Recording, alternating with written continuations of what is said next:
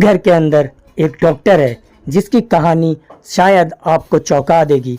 चाहे कुछ हो जाए, अगर आपको हिम्मत है, जुनून है, तो आपको कोई नहीं रोक सकता।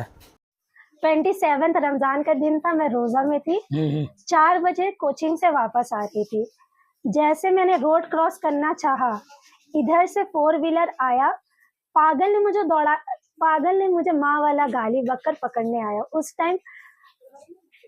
उस टाइम शायद मेरे उतना ही कुछ घंटे पहले ही रिम्स में एडमिशन हुआ है।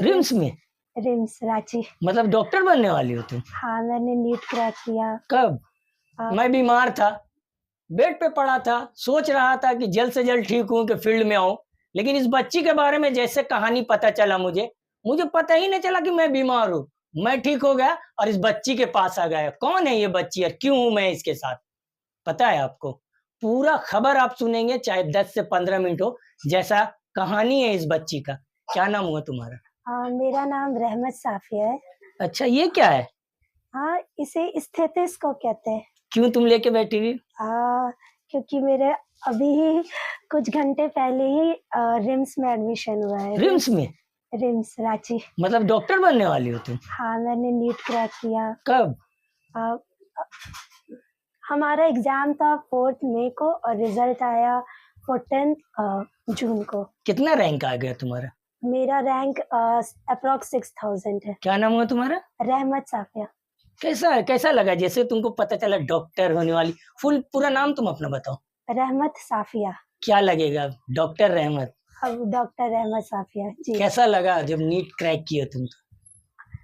इस बार तो इतना हार्ड पेपर था कि जब तक रिजल्ट नहीं आया तब तक हम साइलेंट मोड में थे। मतलब घर पे आइसोलेट, ज्यादा इन्वॉल्वमेंट नहीं था एनवायरनमेंट से, क्योंकि लास्ट ईयर भी मैंने अच्छा नंबर स्कोर किया था, बट लास्ट ईयर स्कैम के वजह से इतना ज्यादा डर गई थी कि इस बार एग्जाम के बाद एकदम साइलेंट, क्योंकि लास्ट ईयर प्रूव नहीं कर पाई थी अच्छे से। बट इस बार शांति, और जैसे रिजल्ट आया तब तो शॉक ही हो गए, क्योंकि मेरे रैंक पे marks is not good but rank is good. घर में के पता चला, क्या बोले सब? घर वाले तो काफी ज्यादा खुश हो गए, क्योंकि स्पेशली मेरे अम्मी अब्बू का कुछ ज्यादा ही हैप्पीनेस था उस दिन। क्या करते हैं पापा? अभी तो मेरे अब्बू bed rest, in the sense कि 4th ईयर अगो उनका हार्ट अटैक आया था, तब से वो बेड रेस्ट पे ही है। बस थोड़ा बहुत इधर उधर काम वाम है, बट ऐसा एज सच कमाने वाला अभी नहीं है कोई। हाँ। तो मतलब मेरे अब्बू नहीं कमाते, कमाने वाले भी भैया है। तो एक बात बताओ कि डॉक्टर बनने का सपना, पढ़ाई कर रहे थे, क्या बनना था तुमको जिंदगी में?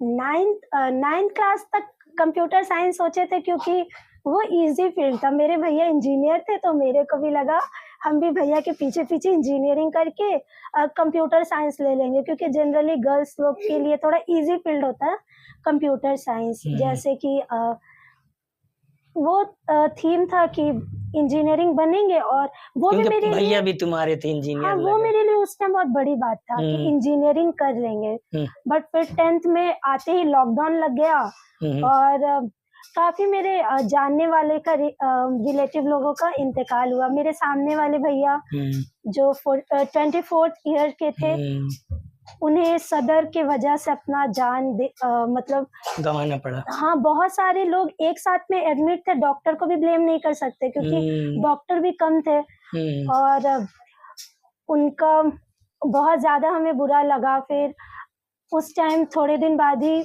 मेरे अब्बू को हार्ट अटैक आया, तो सांस लेने में प्रॉब्लम हो रहा था, तो डॉक्टर टच नहीं कर रहे थे कि कोविड है सांस लेने की वजह से।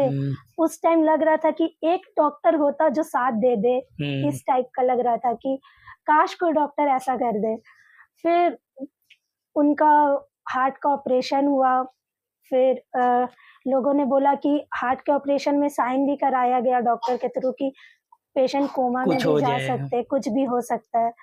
तो उस टाइम लग रहा था काश मैं अपने अब्बू के साथ रह पाती, काश केबिन के अंदर रहकर कम से कम देख पाती। तो ये सब बहुत इंस्पिरेशन मिला। जर्नी मेरे स्टार्ट अब्बू के हार्ट अटैक के बाद ही। मेरा 10th था, अनफॉर्चुनेटली 10th हुआ नहीं, तो 10th में हमें ऐसे ही पास कर दिया गया, मतलब उस टाइम 10th बोर्ड हमने नहीं दिया। अच्छा। तो उस टाइम भी प्रूव नहीं कर पाई कि 10th के लिए कितना प्रिपेयर थे हम। पापा की वजह से 10th नहीं दे पाई थी तुम? नहीं, वो लॉकडाउन की वजह से 10th नहीं हुआ था ना? लॉकडाउन में हमारा ऐसा बैच है 2021 जिसमें कोई बच्चे भी 10th अच्छा, नहीं दिए, 10th नहीं ऐसे ही पास किया माने गया। उसमें भी हिस्ट्री हो गया तुम्हारा। हाँ, वो ऐसा है। फिर उसके बाद भैया ने कहा, उस टाइम 10th मैंने संतना से किया था। फिर भैया और मेरी बहन, भैया का स्ट्रेटेजी था और बहन मुझे फाइनेंशियली सपोर्ट करी थी। पापा के अटैक के बाद पूरा घर संभालने वाली मेरी बहन है। वो हमारे घर का फर्स्ट सन कह सकते हैं, पहला बेटा। उन्होंने मेरे को पढ़ाया। उस टाइम मेरे भैया के पास कोई ऑप्शन नहीं था। अगर मेरी बहन साथ नहीं देती तो भैया इंजीनियरिंग बीटेक के 2nd ईयर में थे, वो स्किप करके मेरे अब्बू का ऑपरेशन कराने वाले थे। बट मेरी बहन ने उस टाइम सपोर्ट किया, भाई को इंजीनियरिंग कंप्लीट कराई। उसने मुझे फाइनेंशियली सपोर्ट किया कि तुम्हें अब नीट करना है।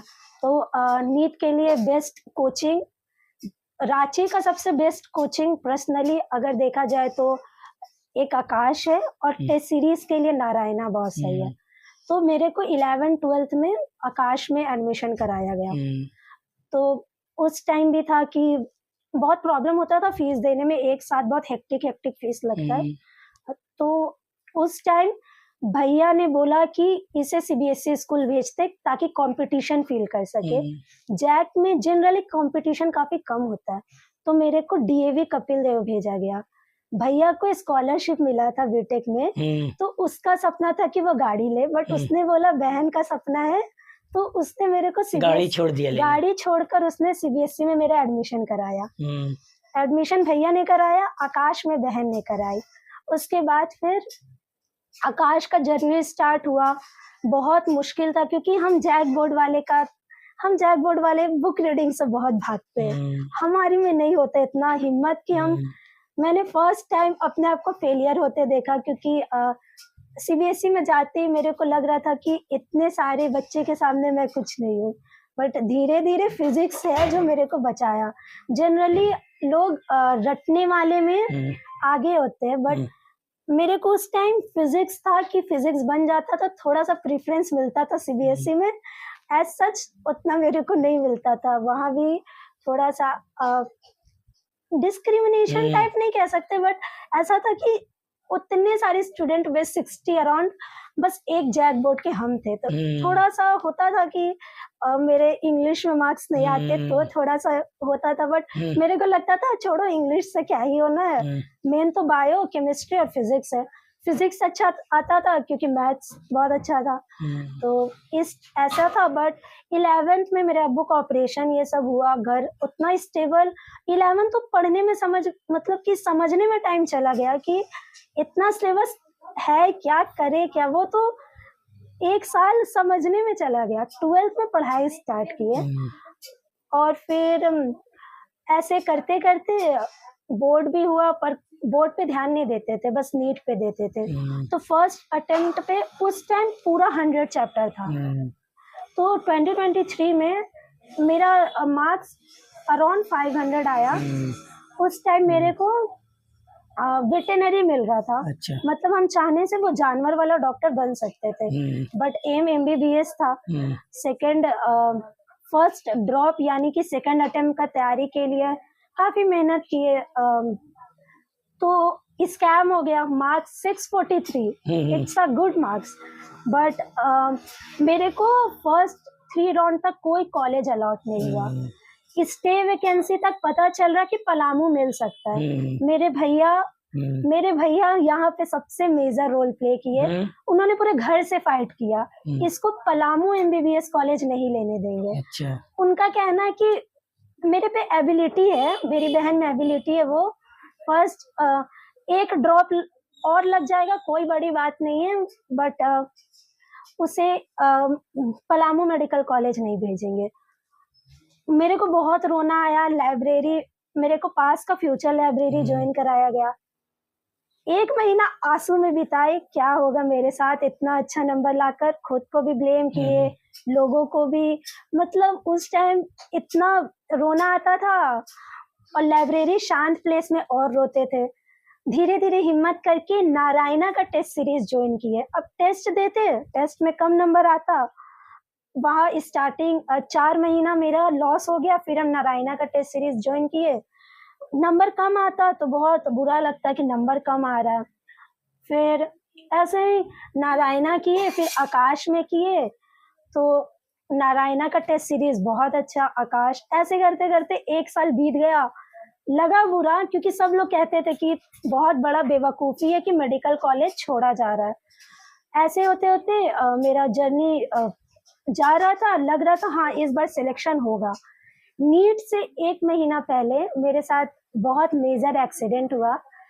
बंदी का दिन था, खाली रोड था, तो हम टेस्ट देकर निकल रहे थे। तो ऐसे बाहर आए तो एक पागल मेरे को दौड़ाया। मेरे को समझ में नहीं आया कि हम किस तरफ जाए।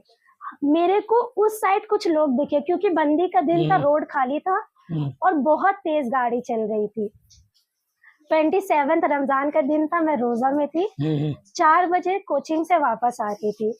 जैसे मैंने रोड क्रॉस करना चाहा, इधर से 4 व्हीलर आया। पागल ने मुझे माँ वाला गाली बककर पकड़ने आया। उस टाइम शायद मेरे उतना हिम्मत नहीं था कि मैं उससे लड़ सकती। उस टाइम भागने का ही ख्याल पहले आया, पीछे घूमने का भी दिमाग में उतना नहीं आया कि पीछे घूमकर भी भाग सकते। उस टाइम बस था कि भागना है। इधर मेन रोड, तेज से गाड़ी, और इधर मैं भागने लगे कि रोड क्रॉस करके उस साइड लोग हैं, उनके तरफ चली जाऊंगी। आते ही कोई 4 व्हीलर ने जैसे बुलेट से मेरे को मारा, चश्मा फेंका गया, वरना चश्मा ही अंदर जाता। और अल्लाह का शुक्र है कि वो 4 व्हीलर ने ब्रेक मार दिया। उनका ब्रेक मारते मारते हम गाड़ी के अंदर चले गए, 4 व्हीलर के अंदर, और काफी बेहोश हो गए। उसके बाद कब हॉस्पिटल ले जाया गया, क्या हुआ, मेरे को कुछ नहीं पता। क्या इंजरी हुआ है तुमको उसमें? हाँ, इंजरी अच्छा है ऐसा। हाँ। देखिए, इस बच्ची का संघर्ष की कहानी बता दूं मैं कि नीट के एग्जाम देने से 1 महीने पहले इसका एक्सीडेंट हुआ था, और इसके बाद ये हाल हो गया था। ये एक तरह से कहा जाए कि लोगों को सीख दे रही है कि किसी तरह का भी मुसीबत आपको रोक नहीं सकती। अगर आप में हिम्मत है, जज्बा है, तो आप देख लीजिए तस्वीर ये बच्ची का, और शायद ऐसे ऐसे तस्वीर अगर आपके बच्चे देखेंगे तो वो भी डॉक्टर इंजीनियर बनेंगे और हर संघर्ष करेंगे। तो तुम्हारा इतना कुछ होने के बाद डॉक्टर बन गई हो, बनोगी, तो अब लोगों को किस तरह से मदद करने वाले? क्योंकि देखो तुमको भी मदद की जरूरत थी, लोगों ने किया, दुआ किया, अब तुमको उनको प्रूफ करना है कि हमको भी लोगों के लिए कुछ करना है। क्या बोलोगे? मैं तो यही कहना चाहूंगी कि हॉस्पिटल में आने वाले हर एक लोग मजबूर होते हैं, पेशेंट हो या उसके घर वाले हो। मुझे हाल में ही एक अंकल ने बताया, कभी भी कोई भी पेशेंट हो या फिर उसके परिवार, कभी भी उसके साथ रूड नहीं होना, क्योंकि मजबूर होते वो लोग काफी ज्यादा। कितने भी पैसे वाले हो, वो लोग एक ही चीज चाहेंगे कि मेरा पेशेंट ठीक हो जाए। ऐसा है कि पैसा मजबूरी को दबा नहीं सकता। तो यही कोशिश करेंगे कि इंशाल्लाह किसी का दिल ना दुखाए। माना कि इलाज करना डॉक्टर का होता है, बट मेरा एक और मोटिव रहेगा कि लोगों से रूडली बिहेव ना करे। जैसे कि इंसान डॉक्टर थोड़ा अच्छे से बात कर देता, पेशेंट का आधा बीमारी खत्म हो जाता है। तो बस मेरा रहेगा कि अच्छे डॉक्टर के साथ अच्छा इखलाक भी रहेगा। काफी गरीब भी आने वाले, प्राइवेट तुम काम करोगी, फीस नहीं दे पाएंगे, क्या करोगी? जहाँ तक मेरा सपना है कि हम प्राइवेट में, मतलब अपना कोई प्राइवेट हॉस्पिटल नहीं खोल पाएंगे, क्योंकि अब प्राइवेट में एक तरह से मेरे को लगता है थोड़ा बिजनेस माइंड आ जाता है। तो मेरे को अगर इंशाल्लाह पूरा कोशिश करेंगे कि पूरा लाइफ हम सरकारी या फिर जैसे कि होता है ना कि सेवा करने का सेवा टाइप में ही हम अपना लाइफ, क्योंकि लेकिन सरकारी हॉस्पिटल का हाल बुरा रहता है, हम लोग खुद दिखाते हैं, कैसे ठीक कर पाओगे? काम करोगे अभी वहाँ? तो सरकार काफी हद तक सही कर, आप सदर जाकर देख लीजिए। अच्छा। सदर बहुत अच्छा हो गया। फिर रिम्स का भी हाल, रिम्स भी मेरे को लगता है कि जो केस रिम्स संभाल सकता है वो कोई नहीं संभाल सकता। आखिरी उम्मीद सब रिम्स के पास ही आ जाते हैं, क्योंकि सब प्राइवेट हॉस्पिटल रिम्स में ट्रांसफर करते हैं। अब एक लास्ट बताओ, तुमको काफी बच्चियां देख रही होंगी, काफी बच्चे के पापा के पास पैसा नहीं है, सोचते हैं कैसे पढ़ाएंगे अपनी बच्ची को, नहीं सकेंगे पढ़ाने, बताओ उन लोगों को, समझाओ हाँ, उन लोगों को। आजकल तो बहुत अच्छा फैसिलिटी आ गया है फिजिक्स वाला, ऑनलाइन। तो ऑनलाइन से अगर चाहने से, अगर डेडिकेशन हो, मोटिवेशन हो, तो बंदा कम पैसे में भी आराम से तैयारी कर पैसा सकते कोई हैं। कोई कोई मतलब नहीं मेरे को रखता लगता है है। एक पॉजिटिव एटीट्यूड चाहिए लाइफ में। जैसे लास्ट टाइम भी मेरे को मिल रहा था पलामू, एक पॉजिटिव जिद बहुत अच्छा होता है, एक नेगेटिव जिद होता है कि मेरे को आईफोन चाहिए, मतलब चाहिए। एक होता है पॉजिटिव जिद कि नहीं, मेरे को ये नहीं चाहिए, मेरे को इससे अच्छा चाहिए। जैसे मेरे को ये पलामू अच्छा नहीं लग रहा, मेरे को रिम्स चाहिए, तो ये एक पॉजिटिव जिद आ गया। तो आजकल के बच्चे जैसे फोन का जिद करते हैं, तो मेरे भैया का जिद था कि पलामू नहीं रिम्स, तो जिद, अच्छा वाला जिद अच्छा लगता है। क्या लगता है कि अब डॉक्टर बन रही हो, अपने पापा का, मम्मी का सपना होगा ना, एक बड़ा घर, एक अच्छा घर और अच्छा, थोड़ा एक लगता होगा हर इंसान को पापा मम्मी कुछ ऐसा दे जो पापा मम्मी के चेहरे पे और मुस्कुराहट आए क्योंकि बच्ची ने कुछ किया है। क्या सोचते हो? हाँ, मेरे पेरेंट्स का यही है कि बच्चे सेटल हो जाए, घर बनने की चीज है, घर तो बन ही जाएगा। ऐसा है कि सब बच्चे सेटल होने चाहिए। माशाल्लाह से अभी हम लोग 4 हैं, अभी चारों सेटल हो चुके हैं। क्या क्या करते हो तुम्हारे घर पे, जैसे तुम्हारी भाई बहन भाई क्या कितने हैं? 4 है? हम 4 हैं। मेरी दोनों बहन की शादी हो चुकी है। बड़ी वाली बहन और भाई मेरे अमेरिका में रहते हैं, और मेरी एक बहन खलारी पे रहती है। और बस मेरा था सेटलमेंट होना, बट अब आज माशाल्लाह से आज ही रिम्स में मेरा एडमिशन हो गया, तो ये भी ख्वाहिश पूरी हो जाएगी। चलिए देखिए, जिस तरह से मैंने देखा, अपना नाम एक बार फिर बता दो। रहमत साफिया, डॉक्टर रहमत साफिया। डॉक्टर रहमत साफिया। एक तरह से कहा जाए कि बच्चों के लिए सबक है, और जहां तक बताया जाता है कि माँ बाप के बाद भाई बहन काफी बड़ा रोल प्ले करते हैं। बहुत बार देखा जाता है भाई बहन से एक दूसरे से लड़ाइयाँ काफी देखते हैं, लेकिन एक भाई बहन का मोहब्बत को भी देखे कि इस बहन के लिए एक भाई और बहन ने काफी त्याग किया है, बहन ने काफी सपोर्ट किया पढ़ाई में, डॉक्टर रहमत साफिया बनाने में, और ये हिचकती भी नहीं अपनी बहन के और भाई के बारे में बोलने में। पापा का संघर्ष, और जिस तरह से हर संघर्ष के बाद जो परिणाम आता है वो रहमत साफिया नहीं, डॉक्टर रहमत साफिया आता है।